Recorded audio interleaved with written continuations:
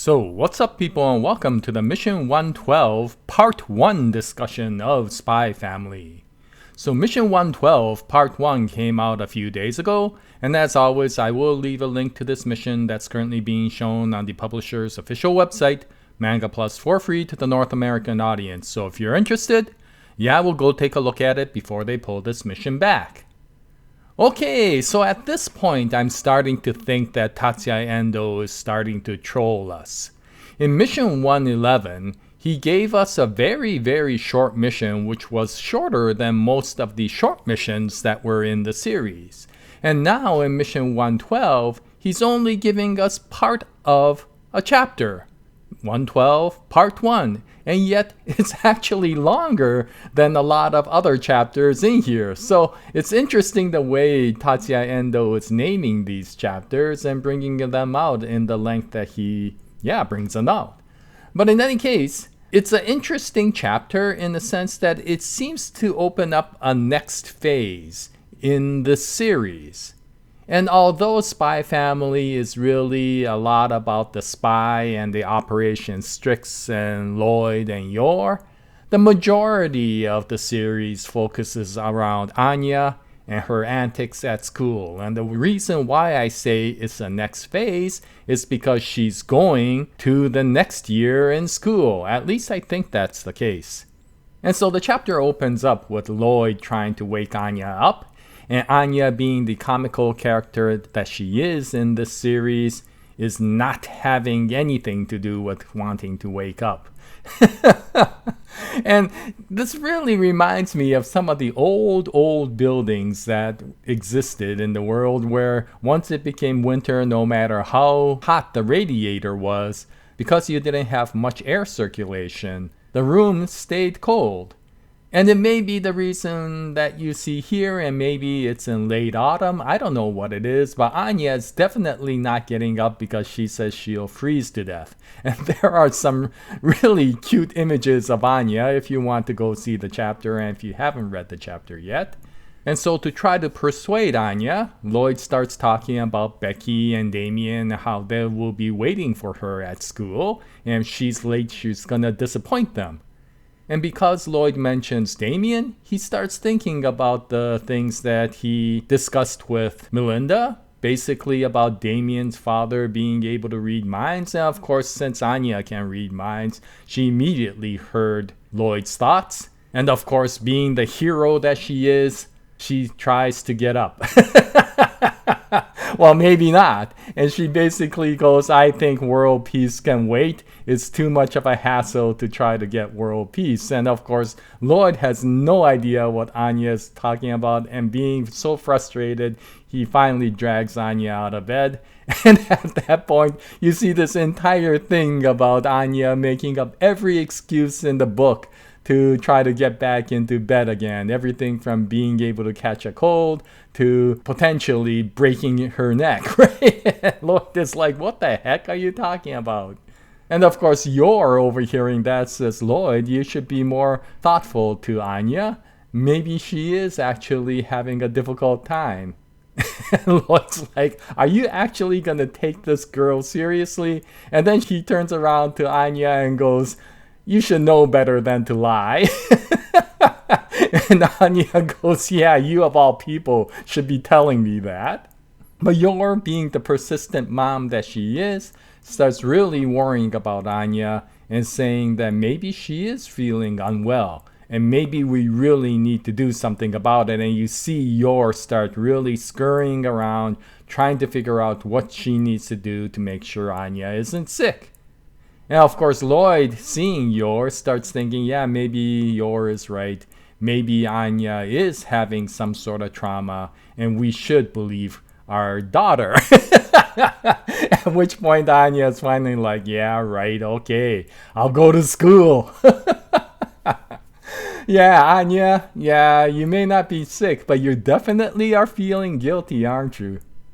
But in any case, finally we get to school, and why I say again it's a new phase is not only because we get to school, but because Anya will be starting her class in a different classroom. But in any case, I'm getting ahead of myself again. Becky greets Anya, And of course, Scion Boy, or Damien, comes up as well.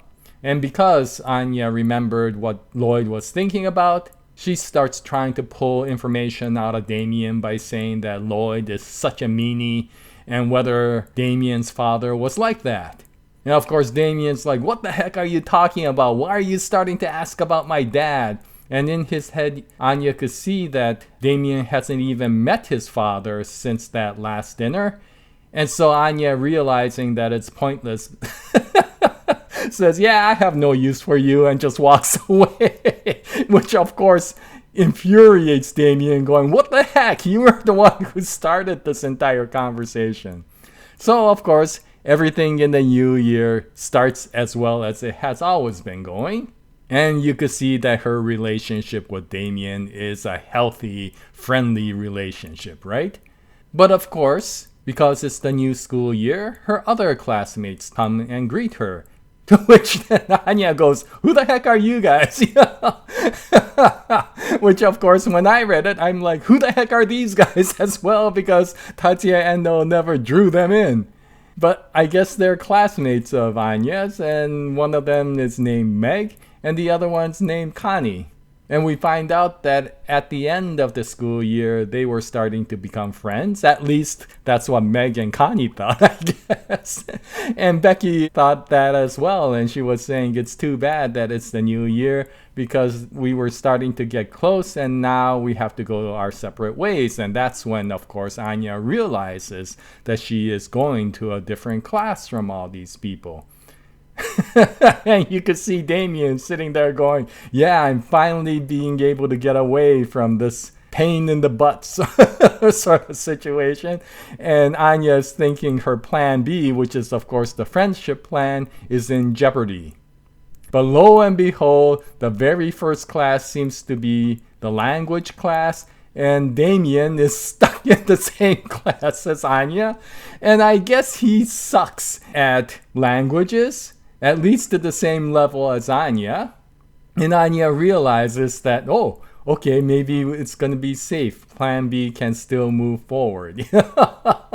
But we find out that, of course, for the other classes, Damien isn't going to be here. And that's once again why I say that we're starting a new phase, because we're starting to see a lot of new characters come in. Now, one of the new characters is actually an old character who was in Anya's original class, which is Connie. So Connie seems to be in one of her classes.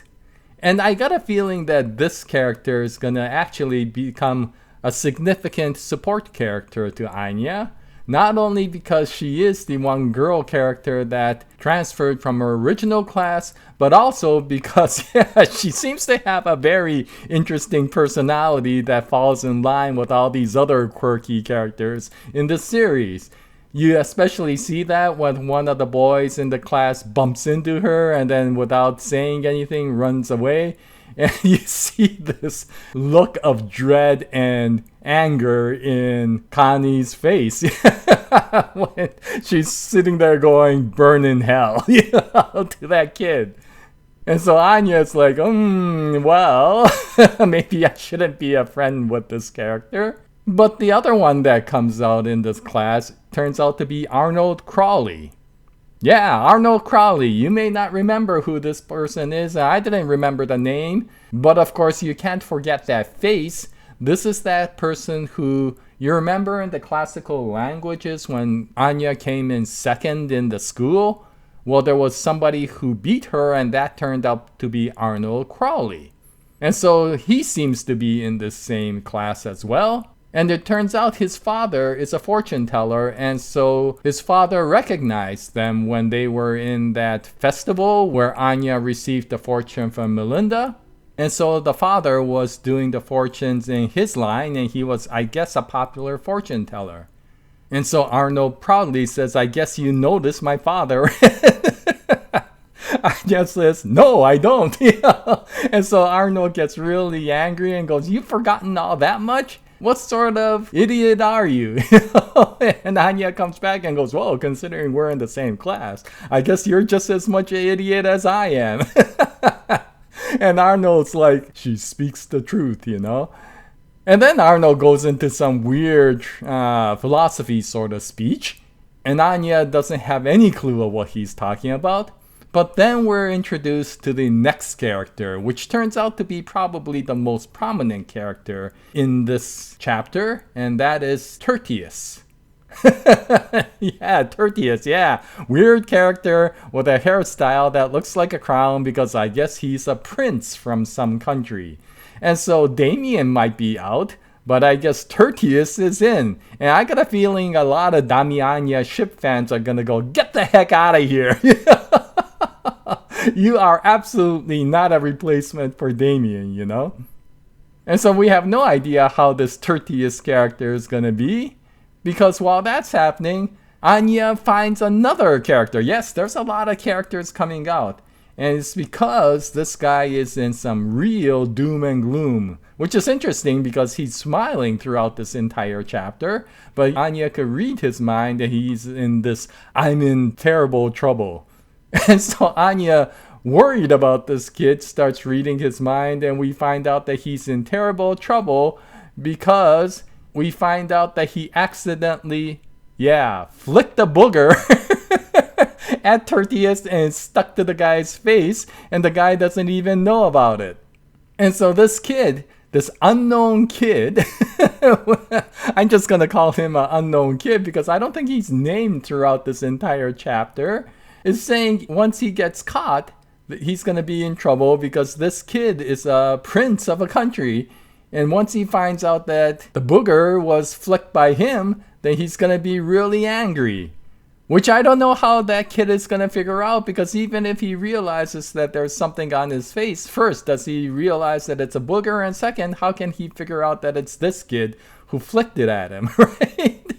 And so anyway, this kid decides that he's going to do something about it, and he's going to make sure that he can brush that booger off of that guy's face. And so he calls His Highness and lunges at him saying, hey, you got something on your face. But what's interesting is Tertius, I guess, is a pretty spry character because he dodges the guy's attack and goes, what's the meaning of this? And so the unknown kid goes, well, you have something on your face, so I was trying to help. And being the egotistical character that Tertius is, you know, the stereotype boy with a silver spoon, he goes, I assure you, there is nothing wrong with my beautiful face. And he goes, I appreciate you trying to help me, but there is no need to do so, so would you just leave me alone? And in the meantime, so Anya is trying to figure out what's going on, and he reads Tertius's mind.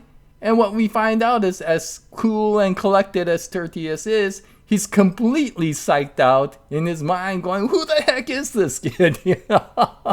What the heck is the matter with him? And while he's thinking that, he's like, would you like to have my autograph? And so we have two kids basically both freaking out. One because he realizes that he has to take that booger off that guy's face. And the other who's thinking, who's this kid who's trying to attack me, you know? And so finally, Tertius goes, if you really feel that you have to do something about it, I shall defend myself and will not accept your attacks, you know? And he's starting to think that maybe this is an insult to his family because although he is a prince of a small region in Ostania. And so maybe he's being bullied because of that. And so he's saying for the honor of his family, he must stand up to this bully. And this other kid is like, oh my God, I can't figure out what to do. I'm trying to help out this guy, but all he thinks is that I'm a bully. I have to keep on going until I could brush that booger off of that guy's face, you know? And Anya, at the very end of the chapter, realizes that if this keeps on going, there may be a civil war that occurs within Ostania.